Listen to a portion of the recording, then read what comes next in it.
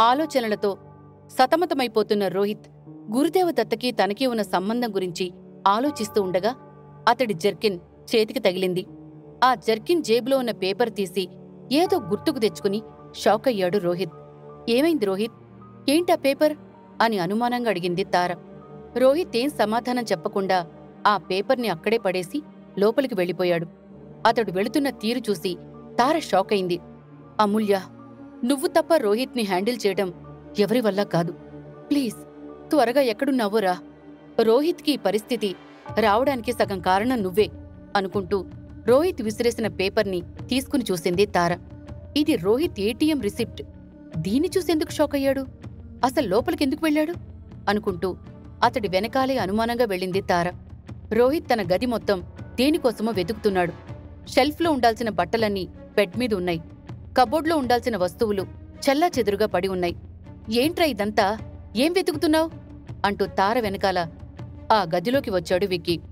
Letter, Gurudev Datta నాకిచ్చిన letter, నాకది కావాలి, నాకది కావాలి అని హిస్టీరియా వచ్చిన పేషెంట్లా అరిచాడు రోహిత్.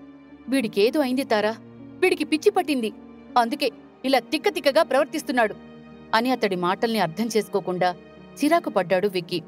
తార వెంటనే గతాన్ని గుర్తుకు చేసుకుంది. నీ ప్రశ్నలన్నింటికీ సమాధానం ఈ చీటీలో ఉంది రోహిత్. అవసరమైనప్పుడు, పరిస్థితి చేయి దాటినప్పుడు చేదోడుగా ఉంటుంది.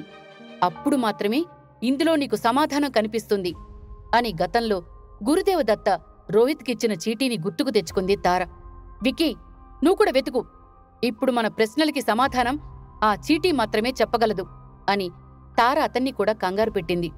దేని గురించి మాట్లాడుతున్నారు మీరిద్దరూ? అసలు ఆ చీటీ ఏంటి అని అర్థం కానట్టుగా అడిగాడు విక్కీ. వెంటనే అతడి చెంప మీద లాగిపెట్టి కొట్టింది తార. గతంలో ఉత్సవాలు జరుగుతున్నప్పుడు రోహిత్కి గురుదేవదత్త ఒక చీటీ ఇచ్చారు, గుర్తులేదా అని అతడికి గతాన్ని గుర్తుచేసి, ప్రశ్నలడక్కు, సమాధానాల కోసం ఆ చీటీ వెతుకు అని అరుస్తున్న తార కళ్లల్లో కంగారు చూశాడు విక్కీ. నిజమే, నాకిప్పుడే గుర్తుకు వచ్చింది అని విక్కీ కూడా వెతకడం మొదలుపెట్టాడు. వాళ్లు గదే కాకుండా మొత్తం ఆ ఇల్లంతా వెతికేస్తున్నారు. రోహిత్, నీ జీన్ ప్యాంట్స్ అన్నీ వెతికావా? నువ్వు డబ్బులు కూడా అందులో పెట్టి మర్చిపోతూ ఉంటావు అని వెతుకుతూనే అన్నాడు విక్కీ. నేను ఫస్ట్ చెక్ చేసింది వాటినేరా అని ఆ చీటీ కోసం వెతుకుతూ, అమూల్యకి ట్రీట్మెంట్ చేస్తున్నప్పుడు మనీ అవసరమైతే ఏటీఎంకి వెళ్లాను, గుర్తుందా? ఆ రిసిప్ట్ చూసేంతవరకు నాకు గురుదేవదత్త ఇచ్చిన చీటీ గుర్తుకు రాలేదు అంటూ పిచ్చిపట్టిన వాడిలా ఆ చీటీ కోసం వెతుకుతున్నాడు రోహిత్. ప్రశాంతంగా గుర్తుకు తెచ్చుకో రోహిత్. ఆ చీటీని మేం కనిపెట్టలేం, కాని నువ్వు తలుచుకుంటే కనిపెట్టగలవు. కాన్సంట్రేషన్ చెయ్యి. మమ్మల్ని అందర్నీ మర్చిపో. ఈ ప్రపంచానికి దూరంగా వెళ్లి ఆలోచించు. అది నీ చేతులతో నువ్వే తీసి దాచుంటావు. గుర్తు తెచ్చుకో అంటూ రోహిత్ని మోటివేట్ చేసింది తార. తన జ్ఞానేంద్రియాలన్నింటినీ కంట్రోల్లోకి తెచ్చుకుని ఆలోచించటం మొదలుపెట్టాడు రోహిత్. గతంలో జరిగినవి, భవిష్యత్తులోకి వచ్చిన తర్వాత జరిగినవి, ప్రస్తుతం జరుగుతున్నవి అన్నీ అతడి కళ్ల ముందు షార్ట్ ఫిల్మ్స్లో రీల్స్లా ఒకదాని వెంట ఒకటి తిరుగుతూ కనిపిస్తున్నాయి. సరిగ్గా అప్పుడే, తారమ్మా, వాడికి హార్ట్అటాక్ వచ్చి హాస్పిటల్లో పడ్డాడు. డాక్టర్లు బ్రతకడం కష్టమని చెప్తున్నారు. ఇంక నేనా ముసలోణ్ణి పెళ్లి చేసుకోవాల్సిన అవసరం లేదమ్మా అని సంతోషంగా వాళ్ల దగ్గరకొస్తూ చెప్పింది మల్లిక. నిశ్శబ్దంగా ఉండు అని పెదవుల మీద చూపుడు వేలు వేసుకుంటూ అంది తార. రోహిత్ని చూసి మల్లిక సైలెంట్ అయిపోయింది. తరువాత ఆ ఇంటిని, చిందరవందరగా పడున్న వస్తువుల్ని చూసి, ఏంటి పట్నం బాబు ఇది? ఒక్కరోజు పనిలోకి రాకపోతే ఇల్లుని బూత్ బంగ్లాలా మార్చేస్తారా? ఇలా ఉంటే నేను ఎలా శుభ్రం చేయగలుగుతాను? నా గురించి కాస్త కూడా ఆలోచించలేదా అని తారకి వినపడకుండా విక్కీతో గుసగుసలాడింది మల్లిక. నువ్వొక్కదానివే శుభ్రం చెయ్యి అనేంత మూర్ఖులం కాదులే మల్లిక, మేం కూడా సహాయం చేస్తాంలే, ముందు సైలెంట్గా ఉండు అని గుర్తు తెచ్చుకోవడానికి ప్రయత్నిస్తున్న రోహిత్ని చూస్తూ అన్నాడు విక్కీ. ఈ బ్లూ ప్యాంట్ని ఎవరూ టచ్ చేయొద్దు, విక్కీ, ముఖ్యంగా నువ్వు అని విక్కీకి వార్నింగ్ ఇస్తున్న సిచ్యువేషన్ని తలుచుకుని ఒక్కసారిగా కళ్ళు తెరిచాడు రోహిత్. రే విక్కీ, ఆ రోజు నీకు వార్నింగ్ ఇచ్చాను కదరా, ఆ బ్లూ ప్యాంట్ని టచ్ చేయొద్దని, అందులోనే ఆ చీటీ ఉందిరా అని రోహిత్ తన గదికి పరిగెత్తాడు. ఎస్, ఐ రిమెంబర్ ఇట్, ఆ బ్లూ డెనిమ్లోనే ఆ చీటీ ఉంది అని విక్కీ కూడా సంతోషంగా అంటూ రోహిత్ వెనకాల పరిగెత్తాడు. అతడి వెనకాల మల్లిక, తారలు కూడా వెళ్లారు. ఇక్కడ తగిలించిన బ్లూ డెనిమ్ ప్యాంట్ ఎక్కడుంది అని చుట్టూ వెతుకుతూ అడిగాడు రోహిత్. మీరందరూ వెతికేది ఆ ప్యాంటు కోసమా అని నిర్లక్ష్యంగా అడిగింది మల్లిక. అవును, నువ్వు చూశావా? అని టెన్షన్ పడుతూ అడిగాడు రోహిత్. ఆ బాబూ, నిన్ను ఉతకడానికి వేశాను.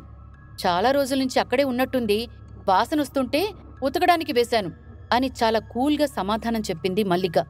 ఎంత పనిచేశావు మల్లిక! అందులో ఎంత ఇంపార్టెంట్ విషయం ఉందో తెలుసా అని ఆరేసిన బట్టల దగ్గరికి వెళ్తున్నాడు విక్కీ. రోహిత్కి సడన్గా ఏదో గుర్తుకొచ్చి, ఉతికేటప్పుడు నువ్వు పాకెట్స్ చెక్ చేశావా? ఏవైనా కనిపించిందా నీకు అని కంగారు పడుతూ అడిగాడు రోహిత్. జేబులు చూడకుండా ఎందుకు ఉతుకుతాను బాబూ, మీరు డబ్బులు పెట్టి మర్చిపోతారు కదా అని మల్లిక చెప్పడంతో రోహిత్ తల పట్టుకున్నాడు. కూల్ రోహిత్, అయితే నీకా పాకెట్స్లో ఏదైనా పేపర్ కనిపించిందా అని ఆతృతగా అడిగింది తార. ఏదో ఒక చిట్టి దొరికింది, కానీ అందులో ఏం రాసిలేదమ్మా, తెల్ల పేపరే అని వాళ్ల వైపు చూసింది మల్లిక. సరే సరే, ఆ పేపర్ ఎక్కడ పెట్టావ్? మాకా పేపర్ కావాలి అని కంగారు పడ్డాడు రోహిత్. ఇంటి బయటున్న చెత్తకుండీలో పడేశాను అని రోహిత్ కళ్లల్లో కనిపిస్తున్న కోపానికి భయపడుతూ అంది మల్లిక. ఆల్మోస్ట్ ఆమెను చంపేయాలనంత కోపం వచ్చింది ముగ్గురికి. కాని ఆమె కావాలని చేసింది కాదని తెలిసి కోపాన్ని అణుచుకుంటూ అందరూ చెత్తకుండీ దగ్గరకు వెళ్లారు. తారా, నీ మంత్రశక్తితో ఆ చీటీని వెతుకుతావా? అది నీ వల్ల అవుతుందా అని కొండలా ఉన్న చెత్తకుండీలో చెత్తను చూసి నిస్సహాయంగా అడిగాడు రోహిత్. లేదు రోహిత్, అది నువ్వే చెయ్యగలవు. నీకు కావలసిన వాటిల్లో నా మంత్రశక్తి పనిచేయదు. ఆ చీటీ దొరకాలంటే నీవల్లే అవుతుంది అని రోహిత్ని మోటివేట్ చేసి కాన్సంట్రేషన్ చేయమంది తార. రోహిత్ కళ్ళు మూసుకుని ఏవో మంత్రాలు చదువుతున్నాడు. తారా, రోహిత్కి ఈ మంత్రాలెలా వచ్చు? ఏం జరుగుతోందిక్కడ అని టెన్షన్ పడుతూ అడిగాడు విక్కీ. అది రోహిత్కి మాత్రమే తెలియాలి విక్కీ. అతడి జీవితం అర్థం కాని పుస్తకంలానే ఉంది నాకు. దేవుణ్ణి దెయ్యాన్ని నమ్మని రోహిత్ మంత్రాలు చదువుతున్నాడు అంటే అతడి జన్మ సామాన్యమైనది కాదు అని రోహిత్ వైపు ఆశ్చర్యంగా చూస్తూ అంది తార. రోహిత్ చదువుతున్న మంత్రాల వేడికి ఎక్కడ్నుండో వచ్చిన సుడిగాలి ఆ చెత్తకుండీ మీదుగా వెళ్ళింది. కొండలా ఉన్న చెత్తకుండీని ఆ సుడిగాలి తనతో పాటు తీసుకువెళ్ళిపోయింది. ఇప్పుడా కుండీలో ఏవో కొన్ని చిత్తు కాగితాలు మాత్రమే ఉన్నాయి. రోహిత్, వర్కౌట్ అయింది, నువ్వు సాధించావు అని సంతోషంగా అంటూ అతడి దగ్గరకొచ్చింది తార. వీటిల్లో ఆ చీటీ ఏదో తెలుసుకోవటం పెద్ద కష్టమేమీ కాదు అని ఆ చిత్తు కాగితాల వైపు చూస్తూ అంది తార. రోహిత్ కళ్ళు తెరవలేదు. ఇంకా ఏవో మంత్రాలు చదువుతున్నాడు. అతడి శరీరానికి దగ్గరగా వెళుతుంటే అగ్నిపర్వతానికి దగ్గరగా వెళుతున్నంత వేడిగా తగులుతోంది. తార అతన్ని చూసి ఎందుకో భయపడి దూరంగా జరిగింది. రోహిత్ మంత్రాలు పూర్తయ్యే సమయానికి పదుల సంఖ్యలో ఉన్న చిత్తు కాగితాల మధ్యలో నుండి అతడు వెతుకుతున్న చీటీ గాల్లోకి ఎగురుతూ కనిపించింది. అదంతా చూసిన తారా విక్కీలు ఆశ్చర్యపోయారు. 18 ఏళ్లు కష్టపడి నేర్చుకున్న మంత్రవిద్యని రోహిత్ ఎలా నేర్చుకున్నాడు? ఎప్పుడు నేర్చుకున్నాడు?